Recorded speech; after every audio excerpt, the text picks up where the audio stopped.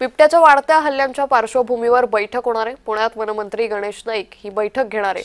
त्यामुळे सातत्याने राज्याच्या विविध भागात बिबट्यांच्या हल्ल्यांच्या घटनांमध्ये वाढ होतीये आणि याच सगळ्या घटनेच्या पार्श्वभूमीवर पुण्यामध्ये वनमंत्री गणेश नाईक हे अतिशय महत्त्वाची बैठक घेणार आहे। सातत्याने स्थानिकांमधून ही मागणी केली जात होती की बिबट्यांचा कायमचा बंदोबस्त करावा, कारण शेतात काम करण्यासाठी जाताना या शेतकऱ्यांना भीतीचं दहशतीचं वातावरण पसरलेलं होतं। वन विभागासमोर या बिबट्यांना जेरबंद करण्यासाठी अतिशय मोठं आव्हान होतं आणि याच बिबट्यांच्या वाढत्या हल्ल्यांच्या पार्श्वभूमीवर अतिशय महत्त्वाची बैठक होणार आहे।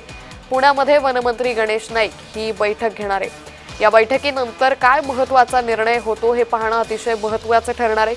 खरं तर या बैठकीकडे सर्व शेतकऱ्यांचं आणि ज्या परिसरामध्ये आजपर्यंत बिबट्याचा वावर दिसून आलेला आहे, बिबट्यानं मोठमोठे हल्ले केलेले आहेत, त्या सगळ्या जिल्ह्यातील तालुक्यातील स्थानिकांचं लक्ष हे या बैठकीकडे लागलेलं आहे। आज वनमंत्री काय निर्णय घेता, काय उपाययोजना करता हे पाहणं महत्त्वाचं ठरेल।